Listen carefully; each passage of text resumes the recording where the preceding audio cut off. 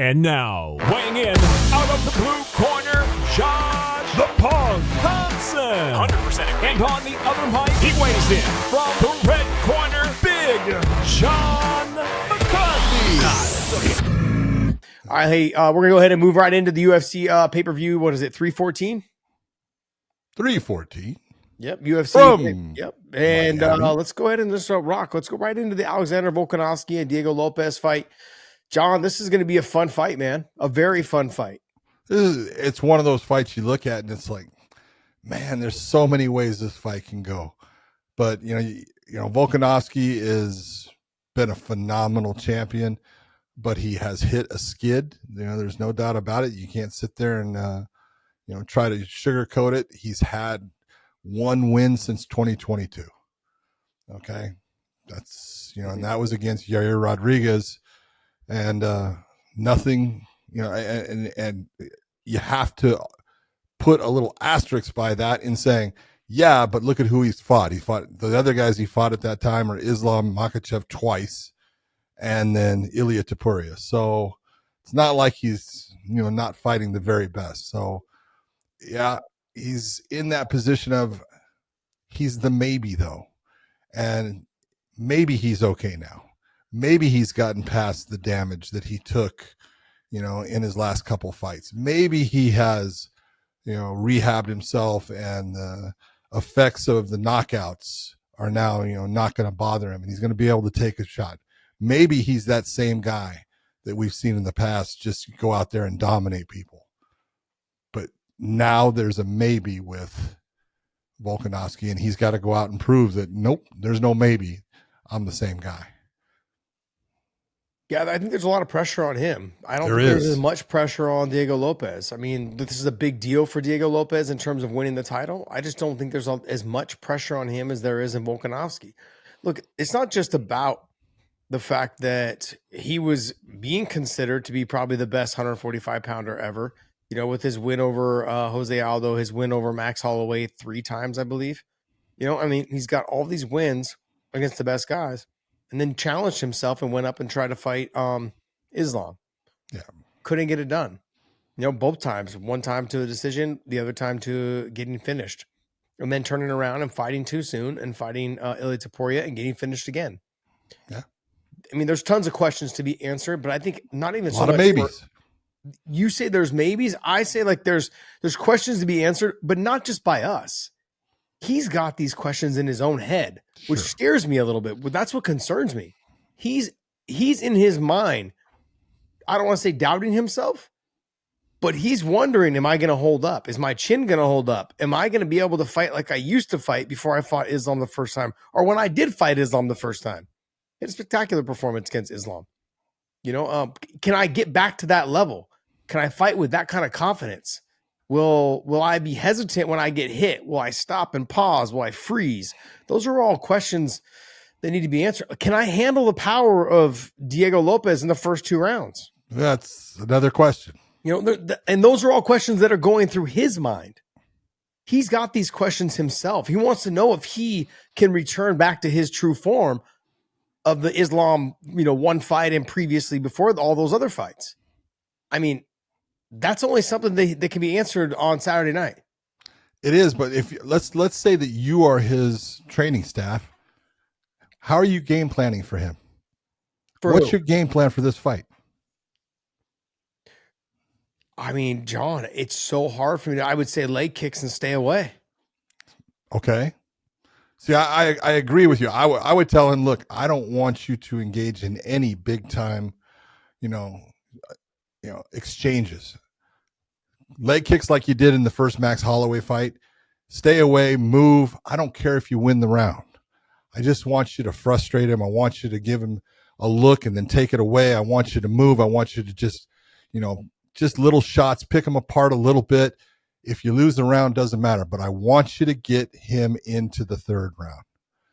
And I only need you to win 3 rounds. Yeah. And so the first 2 rounds, I'm really going to look at and say, you know what, we're gonna make sure that we don't take the big shot. We're gonna sit there and we're gonna be a little bit frustrating. We're gonna make him work, at a pace that is pushing him as much as we can. but I'm not going to look at trying to get, this kid out of there in the first couple rounds. If this fight ends in the first couple rounds, it's going to be Diego Lopez winning this fight. I mean, but does that, what you're telling me though, is that give him the confidence of feeling like his team believes he can win? That's the problem with having these kind of conversations with your fighter. Well, it is the problem, but you got to be honest with your fighter, and you got to say, hey, I need you to go out there and settle in, relax, take it easy. See that, what, you're the same guy and you can handle anything he throws. But this is a guy that I know gets tired. He's not like Max Holloway. He's not like Islam Makhachev, or he is like Islam was in the 5th round of that first fight you had. And that's where I want you to push him to. I want you to push him to that point where it doesn't matter what he wants. He's dead. He's tired, and you're just going to roll over him. That's called smart game planning when you're taking a look at it. Power-wise, Volkanovski's had a lot of nice knockouts, but they're, few in between different fighters and stuff, and you take a look at their volume. He volumes people to the point where he overwhelms them. Diego's not that guy. Diego is I brawl and I just hit you with huge shots that put you out. And so in looking at it in the first couple rounds, where's the power going to be? It's going to be in Diego Lopez's corner. He's the guy that's going to have the power.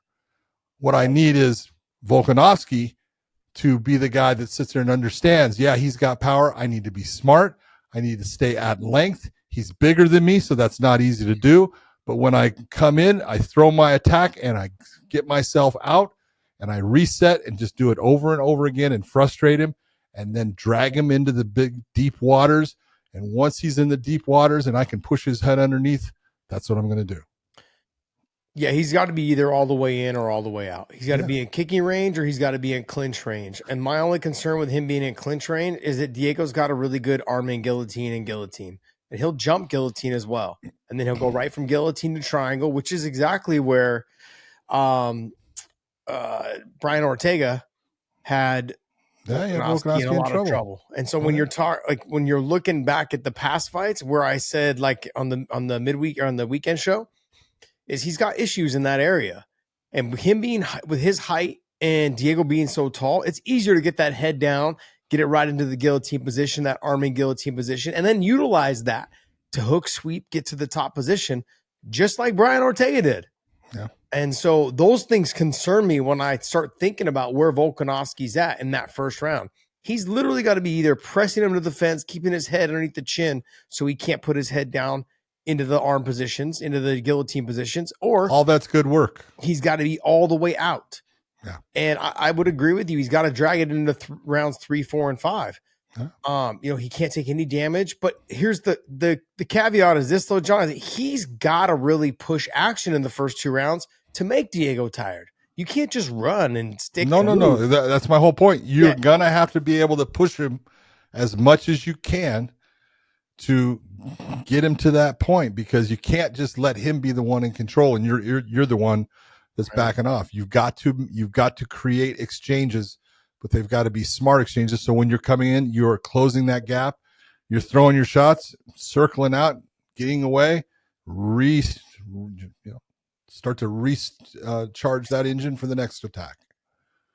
I mean, we're going to find out, man. Hey, right after we wrap up on the main card, we're actually going to give you guys some odds and how we would break this fight down in terms of betting odds. So that'll be brought to you by betustv.com.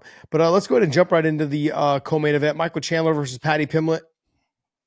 So, this is a fight we talked about long ago. We kind of made this fight. You remember that? We talked about who would be a good matchup. Well, you know what? I think Paddy Pimblett and Michael Chandler would be a great fight. And I think it is. They have similar opponents. Tony Ferguson being one. You can take a look at, Michael Chandler was able to get a win against Tony. He was able to get the big knockout with that kick that was devastating. Paddy Pimblett was able to get the win against Tony different way, but this is the meeting of 2 guys that are in different points in their careers. Michael Chandler is still a very explosive and definitely well-trained athlete, a guy who does everything the right way as far as preparing himself for the fight. In my opinion, he gave away too much of his career trying to get that Conor fight when he thought he had it because of the Ultimate Fighter coaching thing. And he let a lot of his, UFC career just sit there. And it was a mistake. And why I say it's a mistake is no matter what you say, or not you, but because but no matter what people say, is when you are not fighting, you're losing ground. And yeah, you can be in the gym and you can be just, doing training. But if you don't have that target that, you're looking at, or that fight that's set up and you have that date, you're just going through motions, and you're kind of staying in shape, or you might be working on, a certain technique or something like that, but you're really not improving yourself in any fashion. And then it gets to a point when you're 38 years of age, you're not improving yourself ever. You're always trying to get back to where you were.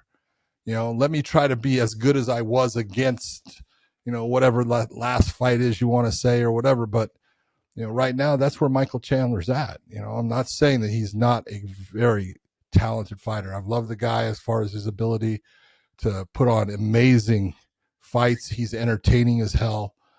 He's tough. He does have power. He's got power in both hands. It used to be only one. Now he's got a left hand that really works well for him. He switches his stance and uses it well. But I'm looking at it and I'm thinking, if Paddy fights a smart fight and uses his length and his size advantage, I don't think he's going to have that huge of a reach advantage, but he's going to have a size advantage. And he is the better stand-up fighter technically. I don't think he has the power that Mike has with one shot, but Mike's power tends to really dissipate, after the first round. And grappling wise, obviously Chandler was the All-American wrestler, but that's gone. He's not a wrestler anymore. He really doesn't wrestle all that much, and he can wrestle, but Paddy's good enough defensively to stop the kind of takedowns that Michael's used to utilizing. And I look at this as a fight that Paddy Pimblett, this is a launching point for his career as a guy that you can put into that mix of this guy's going to be a future world champion. Yeah, I could see how you could think that. And I'm not leaning any more towards, Paddy. I think Paddy's going to win the fight. That's one. Two is I think Paddy can win it any way he wants. And this is why I'm coming to this conclusion. I went back and watched the Charles Oliveira fight, the second one. Which one? This most recent one. Michael Chandler is now just comfort. He was comfortable with giving his back. He was comfortable with Charles Oliveira being on the back. There was no sense of urgency to get out. And if you watch, he let the fight just slip away just by just hanging out inside, having the back taken, knowing that, hey, I can just defend and not have to worry about it. He was giving up takedowns. Like you said, he's no longer a wrestler anymore. That wrestling pedigree doesn't mean shit anymore at 38 years old because you haven't trained it in the last 10 years. It's gone. Like, you struggle to stop takedowns. You got taken down by a jiu-jitsu guy, not once, not twice, but multiple times, and they were highlight reel takedowns. Lift, scoop, slams, it all. I mean, there's no wrestling. It's gone. Paddy Pimblett is younger, more explosive, I think, now too. I'm saying Michael Chandler is not the explosive fighter that he used to be. And on top of that, you see his punches coming from a mile away because he's loading up. That's one. Two is because he's so loopy with them now. There was moments when he was with Bellator, he threw straight punches. Yeah, absolutely. His fight with Patricky Pitbull, that was a straight right hand down the pipe that sent him just starched. And we don't see that anymore. He is literally just lunging in, throwing big shots, trying to get you out of there every single time. Off balance. It's either go for broke or nothing. And he's changed. I wouldn't say he's changed it too much. He was wild and reckless in Bellator. But in this situation, he's put too many miles on his car right now in the last 4 fights. He's rammed it into the wall too many times. And I think Paddy Pimblett's just here to pick up the pieces and just finally just send him to the body shop and say, look, dude, it's over. We're going to send you to the junkyard. It's done. Okay, let's go ahead and just crunch you all together in a box and just send you farewell. Okay, go back to the rebuilding phase. In terms of what I mean by rebuilding is call it rebuild your life because it's not in fighting anymore. That's exactly where this is going. I think Paddy, I don't know if Paddy's going to be able to submit him because Michael Chandler still has that in him to stop submissions. You know, we saw it with Charles. Charles couldn't finish him. I know Dustin Poirier, I believe, finished him with the rear naked, correct? Yeah, he did. You know, but Charles couldn't finish him this last fight. And Chandler's still very tough to finish. It's that short, compact, no neck. What are you going to choke kind of thing? You know, Patty might be able to get something out of it. He might be able to finish maybe a triangle. I think it's going to be very hard. Chandler's very tough in that position. Good posture, no real neck, no real, everything's just kind of clumped together. What are you choking if there's nothing there? You know, so there's never been any doubt whether he comes in shape, whether he comes ready to fight. But what I saw in the last Charles Oliveira fight was a person who was comfortable with just letting the rounds slip away. Oh, you're on my back. I'm good. That was not the Michael Chandler that we saw before. He worked super hard to get out of every shitty position. He fought tooth and nail. He didn't do it in that fight. And then I know people are going to say, oh, well, Charles Oliveira is a different level of grappler. I understand he's a different level of grappler. But that fight didn't matter to Chandler when he was with Bellator in the last 10 years that I've seen him fight. That fight, that issue didn't matter with him his first couple fights in the UFC. He would fight through anything. Yeah, take a look at his first fight against Charles. He was able to turn inside of the figure four, and break that fight open when he was starting to lose in the first round. Broke it open and actually took the round, because that was the way he was. He would not settle for the positions. Now, I'm seeing the same thing. He's settling for things. And part of that is, you know what? It's age. You get to that point, it's like, I'll be okay here. As long as I don't let him finish me, I'm going to be okay. And you're right. You're going to be okay, but you're losing. That is not the mentality of the Michael Chandler that we saw fight for years and also saw come into the UFC. We've seen it from fighters that have left the UFC and went to Bellator as well. They don't have that same sense of like, I've got to work harder. And it really does come down to age. They are mentally checked out. Michael Chandler is mentally checked out. Paddy Pimblett is just here to pick up all the scraps and send them to the junkyard. Send him shipping. Yeah. He's gone. It's done. And I know maybe people are like, oh, well, you don't like him. And you're right. I don't like him. First off, I do like him. And John likes him. Yeah. John can like him all he wants. John and I are not friends because of this. But bottom line is that it doesn't matter how I feel. You can see it in his performances. He's checked out. The Conor McGregor thing, I think, really crushed him. Like, he was really holding on and thinking that fight was going to happen. He would be able to, basically write his own ticket. You have this expectation. I'm going to fight this guy. I'm going to beat this guy. Mm-hmm. And mentally preparing for that. And then just deflate gate. Basically fucking Tom Brady right there. Just deflate gate all over. Just felt that sense of like, man, this shit's, what am I, like, I wasted 2 years. Yeah. And no pay. And what am I doing? And then I fight Charles and I lose and there's just nothing. Like, it just all went out the door. John, it's deflating for him, man. And I think mentally he's checked out. Like, it's something to talk about. It really is. And I think that Paddy Pillman's going to be there to pick it all up. And he's gonna ride on the coattails of this. He's gonna win, and he's gonna just take off, and it's gonna catapult him into that conversation of, okay, look, I'm maybe one fight away. Paddy Pimblett one fight away from fighting for a title, and there'd be no other person the UFC would love to see in that conversation. Absolutely. So he's got the personality for it. He's a guy that you either love him or hate him. So he's an interesting individual, but I do think he's going to be a handful for Michael Chandler in this fight.